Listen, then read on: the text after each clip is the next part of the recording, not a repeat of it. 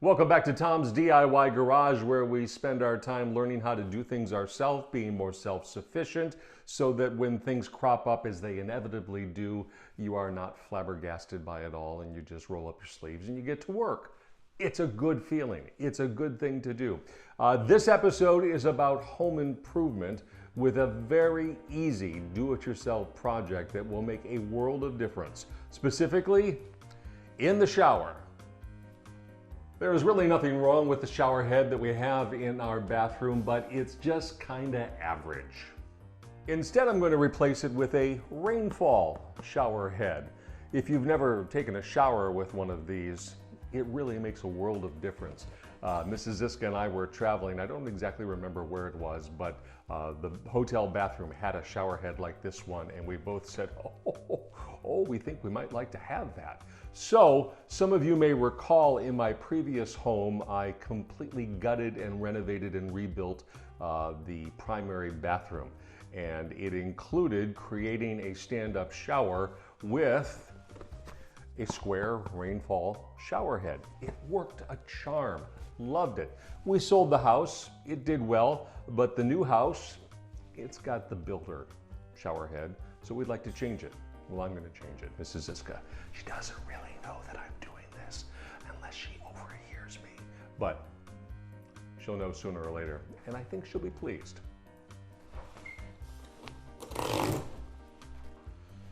Inside the box is a piece of foam that protects the shower head. It's 8 inches by 8 inches. It also includes a couple of tools that you might need for installation. There are lots of places you can buy plumbing supplies and fixtures. The big box store is probably the most common. I got this one on Amazon. It was and is well reviewed. It's made of stainless steel as opposed to others that are chrome covered plastic. That didn't seem very appealing at all. But wherever you get yours, one of the things you want to watch out for is something like this. It's well intentioned. This is a water flow restrictor. This particular one, cuts the water flow down to 1.8 gallons a minute, which, if you're trying to conserve water, that's probably a good idea. But if you want a nice, strong shower, get rid of this. So instead, there's just a plain screened washer in there. Water's going to go right through. There can always be unforeseen circumstances, but I expect there are just 3 tools that I need for this installation: plumber's tape and pipe thread sealant to make sure the water doesn't go where we don't want it to go, and an adjustable wrench. Before I can do anything, I have to first remove the original shower head, and already I can tell that it is the product of builders that just wanted to get something done real fast. It's not on there very hard, very securely at all. The good news is that it didn't leak before that. But here's where this project is going to take an extra turn. I'm going to take this off the edge, and then I'm going to remove this piece and then replace it with a couple of extensions that will really improve the experience of the shower head. But in order to use those pieces of pipe, you've got to get rid of this one, and it will screw out from a fixture that's located behind the tile. I did mention that I thought I had enough tools, but be prepared. This one needed some persuasion, but it's going. It's going. Not everybody will have this opportunity, because if you buy an existing home, you have no idea what's behind the walls unless you tear the walls open to take a look. When we built this house, I took a bunch of pictures as they were building so that I would know and remember what's here, what's there. And this is the inside of the shower. And this is the water supply up to the shower head.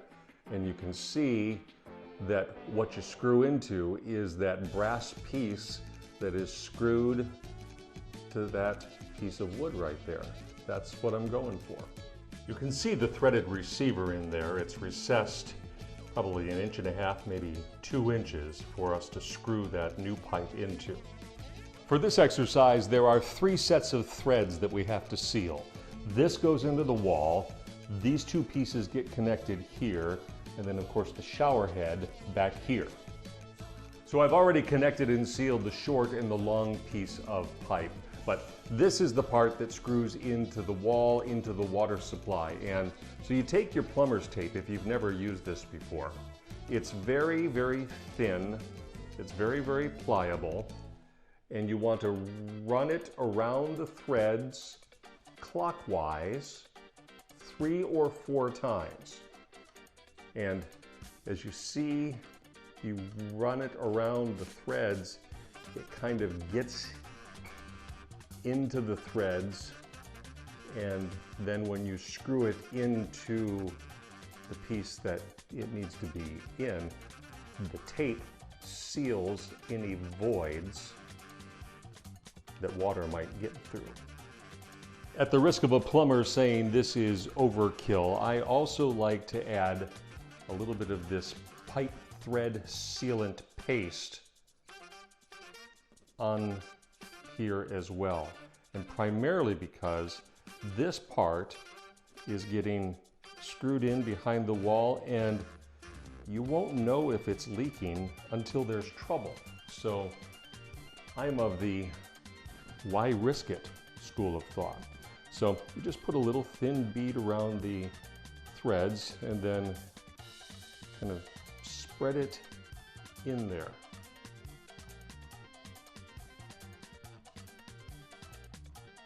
So if you look there, you can't really see the threads, but once this screws into the receiver, all of that putty, that paste, will seal any extra holes that the tape misses.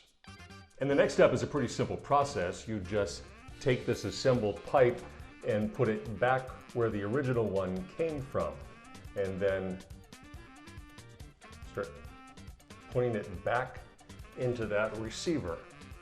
As you get closer, this is where the adjustable wrench comes into play, because remember, righty-tighty, lefty-loosey. But that short pipe has a couple of, there's probably a technical term for it, but a couple of flat spots on either side of it so that you can connect a wrench. And what we want to do, and this is where we're going to run into trouble here. Well, I don't know that it's trouble, but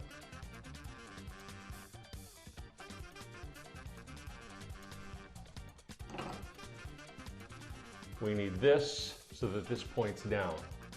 And it's still a little loose.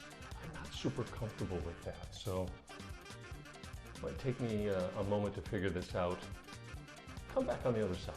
So I found the solution, and I won't bore you with the details. It's basically redoing some of it. You'll also notice maybe this little piece right here, I forgot to put it on the first time. So when I took everything apart, I was able to put this little trim there, makes it all look nice, so that's important. So the only thing left to do is to install the shower head onto the end of the extension rod here. And I put more plumber's tape here. And remember, wrap it clockwise because that's the direction, that's the righty-tighty part. So you don't unscrew the tape when you screw in the fixture. So this doesn't have to be insanely tight, but it's on and you can adjust it. So the only thing now is turn on the water and hopefully it works. Oh, by the way, I've noticed it's got a little play in there because this. So what I will do as an aftermarket thing, I will find something that is waterproof to kind of lift that and hold that back behind this trim. That'll come later.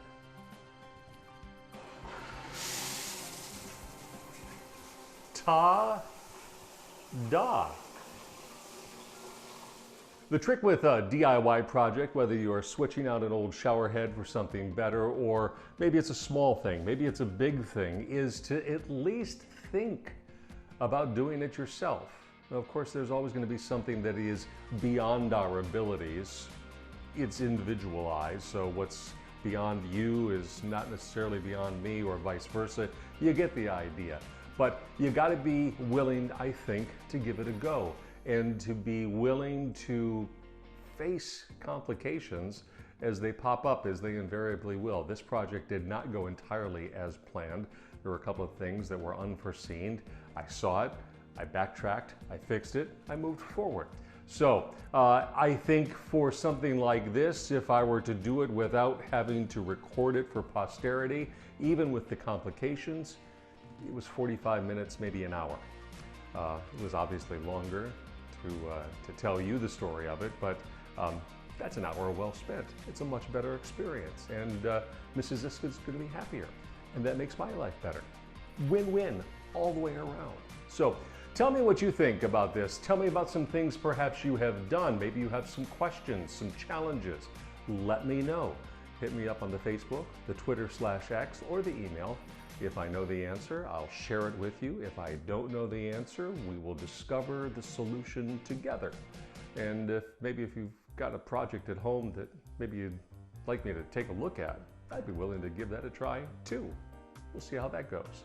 So while we all kind of get our bearings and decide what happens next, I will find the next project from Tom's DIY Garage and share it with you. Until that time, my friends, rock on with your bad selves. I'm Tom. I'll see you later.